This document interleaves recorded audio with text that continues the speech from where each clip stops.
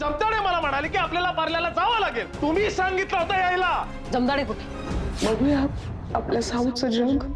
उद्या जेव्हा मी या जगात नसेन तेव्हाही तुझ्यावर प्रेम करणारं या समूहातलं कोणीतरी असेल. अशी आपली साऊ. हे सगळं आपल्याला सांगायला लाज वाटली असेल का तिला? का नाही दाखवले या कविता तिने आपल्याला? तिला वाटलं असेल का आपण हसू तिच्यावर, चेष्टा करू तिची. खरं तर आपण तिचं कौतुक केलं असेल. काय गुण लिहिलेत तिने सगळ्या कविता. पण आपल्याविषयी ही खात्री नाही वाटली तिला. आपल्या बरोबर असून आपल्या नकळत आपली मुलगी बदलत होती, मोठी होत होती. पण आईबाप म्हणून आपण तिथेच होतो. आपण नाही बदललो. चुकले मी, कमी पडले मी. पावली आई म्हणून कमी पडली. तू एकटीच नाही ग चुकली, मी पण चुकलो. माझ्या ना बाप असण्याच्या कल्पना काहीतरी वेगळ्या होत्या. श्रद्धा, माझं तुझ्यावर प्रेम आहे, पण मध्यंतरीच्या काळात जो काय आपला दुरावा आला ना, त्यामध्ये अननोइंगली मी साऊला माझ्या बाजूने वळवायचा प्रयत्न करत होतो. उद्या उठून तिला तू का मी यामध्ये निवड करायची असेल तर तिने माझी निवड करावी. म्हणजे तिने माझ्या टीम मध्ये यावं.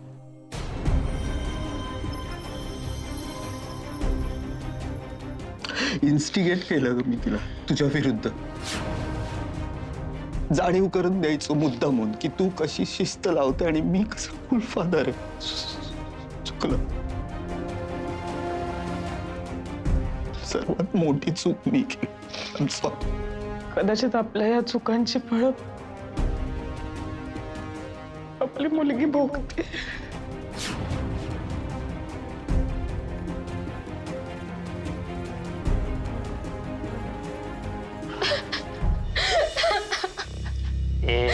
गप गप गप.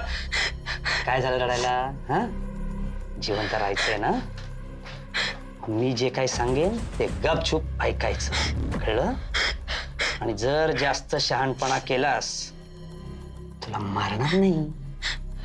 अशा अवस्थेत जिवंत ठेवेन ना की तुझं तुलाच वाटेल मेले असते तर बरं झालं असतं, कळलं? चल चल.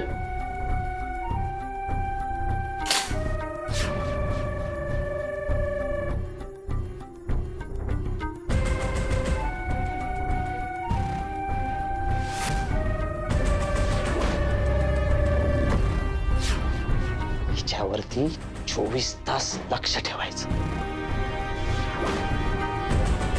आणि जर ही उठली आणि हिने काही दंगा केला ना तर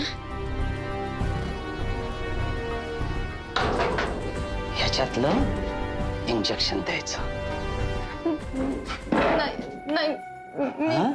नाही, विष नाहीये त्याच्यामध्ये. मारणार नाही तिला. इंजेक्शन दिल्याने पुन्हा झोपेल. आणि जर ही इथून पळून गेली तर तू आहेस आणि मी आहे. कळलं? कळलं का? शुभम शुभम. आणि तू 24 तास दरवाजावरतीच थांबायचं. शेवटची संधी आहे तुला. हो सर. शुभम.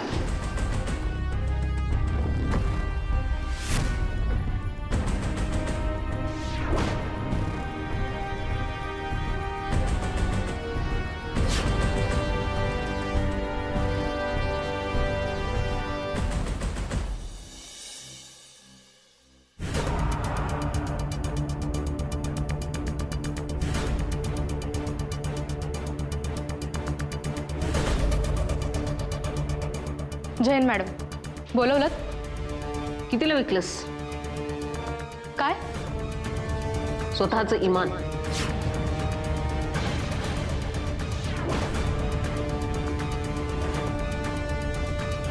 म्हणजे डिपार्टमेंटमध्ये काम करून अंडरवर्ल्डशी संबंध ठेवण्याचे किती पैसे मिळाले तुला?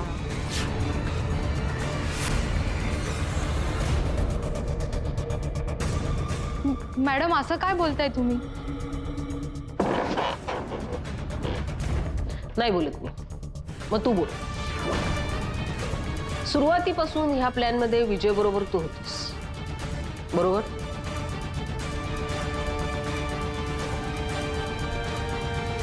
आपला सगळा प्लॅन तुला माहिती होता, बरोबर? ह्या प्लॅन मध्ये अंकितला कधी कुठे कसं आणायचं हे विजय व्यतिरिक्त फक्त तुला माहिती होतं, बरोबर ना? आणि मी तुला विचारलं होतं जमदाडे की तुला प्लॅन माहितीये का, तेव्हा तू मला काय म्हणालीस? तुला माहितीये का काय प्लॅन आहे? मला नाही. तरी प्लॅन लीक झाला. कसा? हल्ला साध्या गाडीवर होणार होता पण तो पोलिसांच्या गाडीवर झाला. कसा जमदाडे? तो मुलगा उद्या आपल्याला स्टेटमेंट देणार होता पण तो पोलीस कस्टडीमध्ये मेलेला सापडला. कसा जमदाडे, कसा?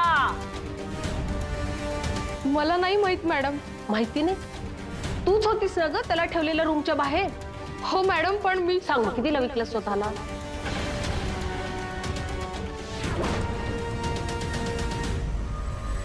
सर,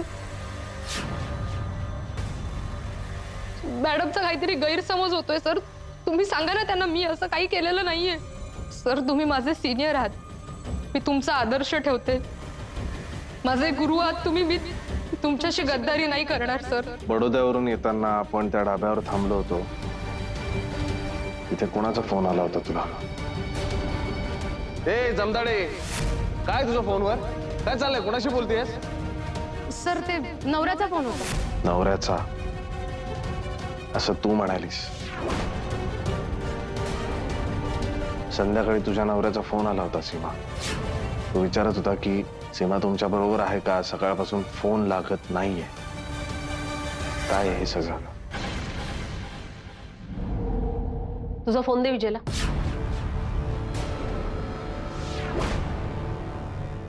नको मॅडम. नवऱ्याशी बोलत होतीस ना, तुझा फोन दे विजयला.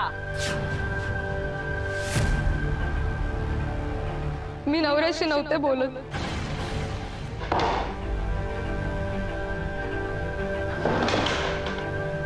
मग कोणाशी बोलत होतीस? कुणाशी बोलत होतीस जमदाडे?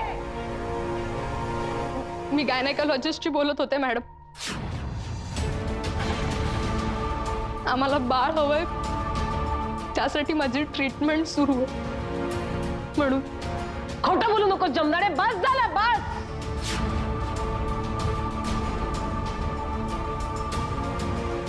विजय म्हणतोय की त्याच्या व्यतिरिक्त दुसऱ्या कुणालाही प्लॅन माहिती नव्हता, तरी प्लॅन लीक झाला. याचा अर्थ तू ट्रेटर आहेस आणि म्हणून मी तुला सस्पेंड करते.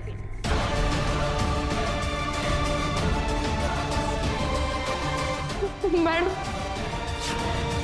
You are suspended. Weapon, belt आणि स्टार्स ठेवायचे आणि घरी जायचे. मॅडम मी खरंच काय केलेलं नाहीये. प्लीज प्लीज असं करून मी शपथ घेते सर. सर प्लीज सांगा ना मॅडम. तुझं नशीब समज मी तुला अरेस्ट करत नाही. या सगळ्या प्रकरणाची चौकशी मी करणारच आहे, पण पोलीस कस्टडीमध्ये एखाद्या माणसाचा मर्डर होतो ना, तेव्हा आपल्यापैकीच कुणीतरी एक फुटलेला असतो आणि ती फुटलेली तू आहेस. पवार, मी खरंच काय केलेलं नाहीये सर. सर मी मर्डर केलेलं नाहीये, मी खरं सांगते. तुम्ही हवं तर माझा फोन चेक करा सर. मी खरं सांगते, मी असं काही केलेलं नाहीये मॅडम. सर मी तुम्हाला आजपर्यंत कधी कंप्लेंटला जागा नाही दिली आहे सर. प्लीज तुम्ही सांगा ना मॅडम. मॅडम मी खरंच काही नाही केलं.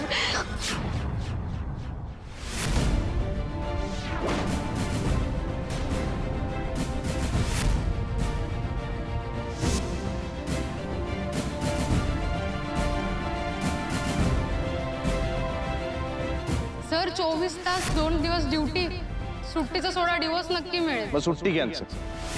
नको सर, जाते.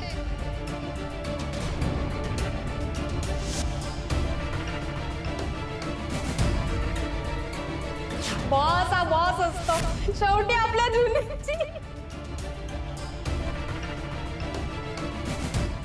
Sorry sir.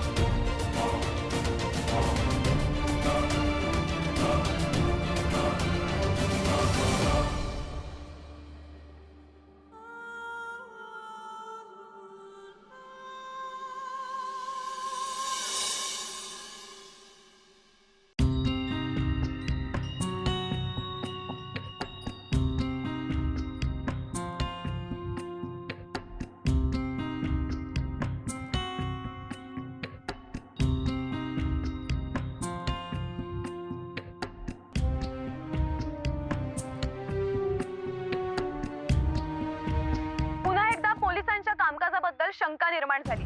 पोलीस यंत्रणेचं नाक कापलं जाईल अशी घटना काल विलेपार्ले येथे घडली आहे. पोलीस कस्टडीत असलेल्या एका मुलाचा संशयास्पद मृत्यू झालाय. हाती आलेल्या माहितीनुसार हा मुलगा आरोपी नव्हता, संशयित सुद्धा नव्हता, तर हा पोलिसांचा इन्फॉर्मर होता.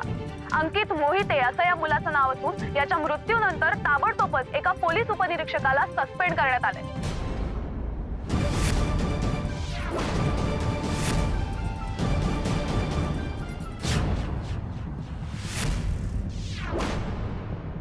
याला जबाबदार कोण? पोलीस कोठडीत वाढत चाललेल्या मृत्यूचं प्रमाण हे चिंताजनक आहे. म्हणूनच मी नेहाताई शेट्टे तुम्हाला सांगतेय जागृती.com च्या वतीने की जागरूक राहा आणि सतर्क राहा.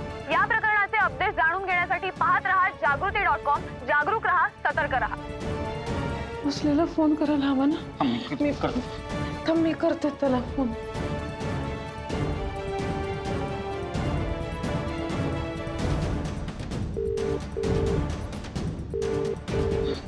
उचलत नाहीये.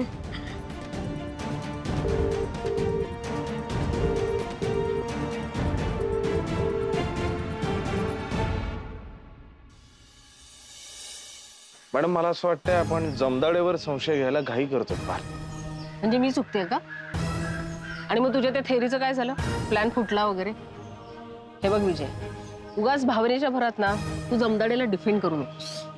इथे अख्ख्या डिपार्टमेंटला मला डिफेंड करायला लागते. आणि जमदाडे जर ह्या डिपार्टमेंटला लागलेली कीड असेल ना तर ती आपल्याला काढायला लागेल. कळलं तुला? हा बुरुड, फुटेजचं काय झालं? मॅडम अंकितच्या रूमच्या बाहेरचे CCTV फुटेज चेक केलं तेव्हा जमदाडे मॅडम संध्याकाळी 6 वाजेपर्यंत तिकडे होत्या. नंतर कोणीही आला नाही. मॅडम हे फुटेज. जा तू. जय हिंद. विजय, असे तर नसेल ना की तिथून येताना किंवा इकडे आल्यानंतर जमदाडेने त्याला असं काहीतरी सांगितलं असेल की ज्याच्यामुळे त्यांनी आत्महत्या केली असेल? विचार कर.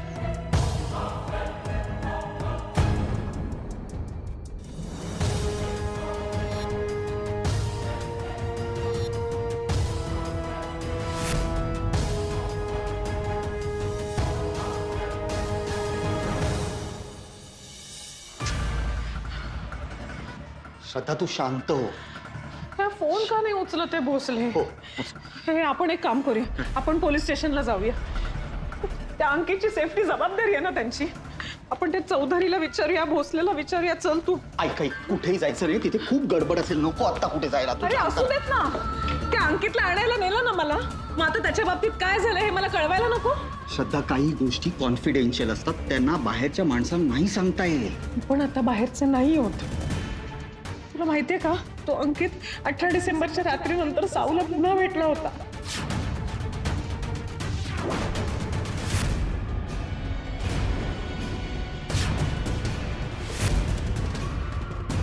Room number 300. काहीतरी खोली नंबर 300 असं मला सांगत होता, पण आमचं बोलणं अर्धवट राहिलं. म्हणजे काय? हा? खोली नंबर 300 म्हणजे काय? तेच तर आता कसं कळणार आहे आता?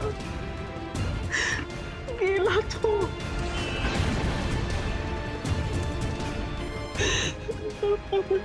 पोलीस स्टेशनला जाऊया. आपल्याला काहीतरी कळेल. तो कोणाशी काही बोललाय का? तो कुठे आहे? त्याचं काय झालं? काय आई कुठे आहे त्याची? तिला कळलंय का? ती कशी? आपल्याला सगळं कळलं. आपण जातो. आपण पोलीस स्टेशनला गेलो ना तर आपल्याला काहीतरी कळेल हो की नाही?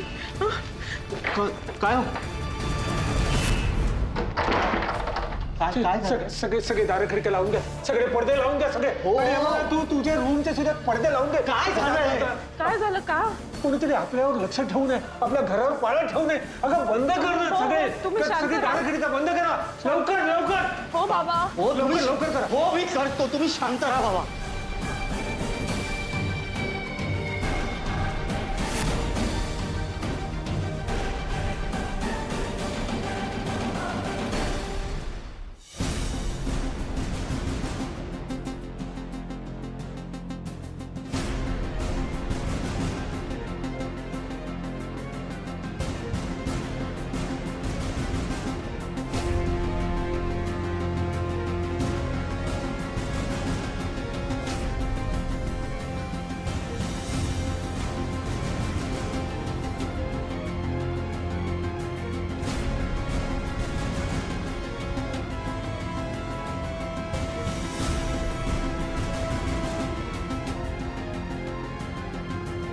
पाणी.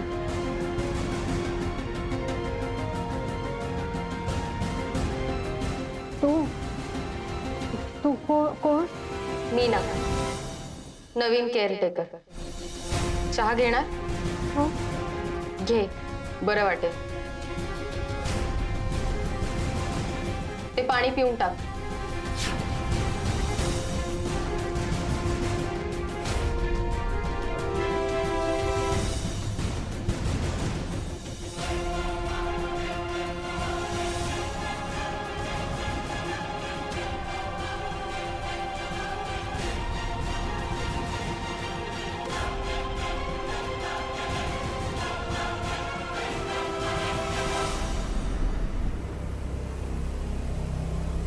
काय झालंय सांगाल?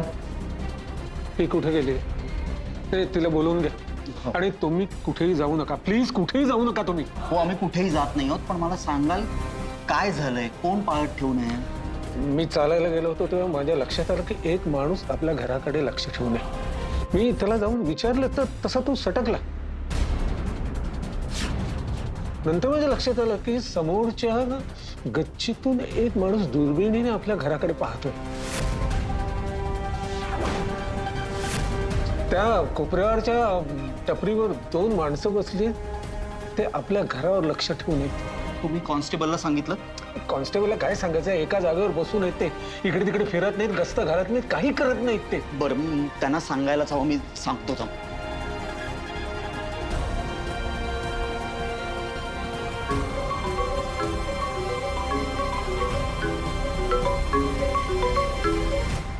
हॅलो. म्हातार बाबांनी बघितलं ना?